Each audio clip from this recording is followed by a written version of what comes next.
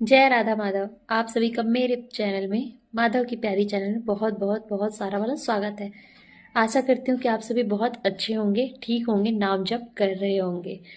तो मैं आ गई हूँ एक नई वीडियो के साथ में, नए क्वेश्चन के साथ में, जो कि मेरे कमेंट बॉक्स में बहुत सारे हैं कि हम नाम जप करते हैं तो उस समय हमारे आंखों से आंसू क्यों आते हैं, या मन घबराता क्यों है बहुत ज़्यादा, या पूजा करते हैं या फिर थोड़ा सा ध्यान करने बैठते तो आंखों में आंसू आते हैं। तो ऐसा क्यों होता है आखिर?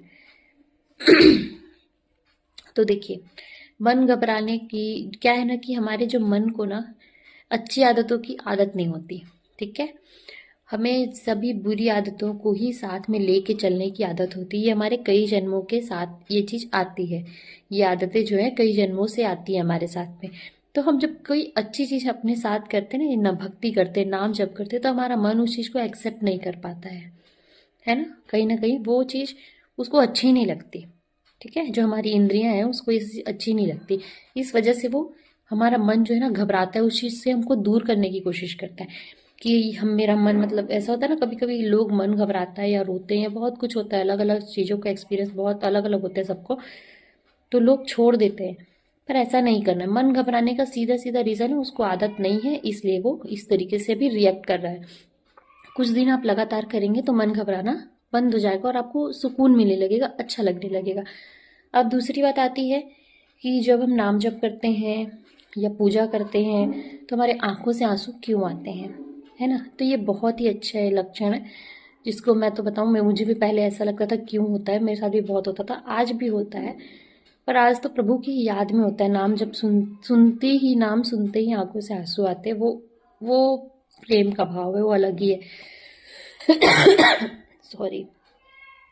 तो देखिए, जब हम नाम जब स्टार्ट करते हैं या कोई भी पूजा पाठ या भक्ति स्टार्ट करते हैं ना, तो हमारे जो है ना पुराने जो कई जन्मों के परत दर परत जो मतलब हमारे पाप कर्म है, वो धीरे धीरे जो है उस पुण्य कर्म जो हमारे नाम जप है उसके द्वारा वो गलाए जाते हैं, है ना?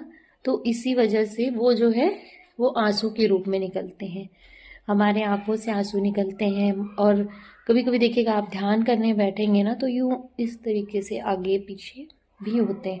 तो हमारे जो कई कई जन्मों के जो पाप कर्म होते हैं वो हमारे पुण्य कर्म, जो कि नाम जप है, पूजा पाठ है, भक्ति है, ध्यान है, उन सब के द्वारा वो धीरे धीरे करके हमारे जो है शरीर से, जीवन से वो निकलते हैं। इसलिए हमारे आंखों से आंसू आते हैं, इसका कोई और नहीं है।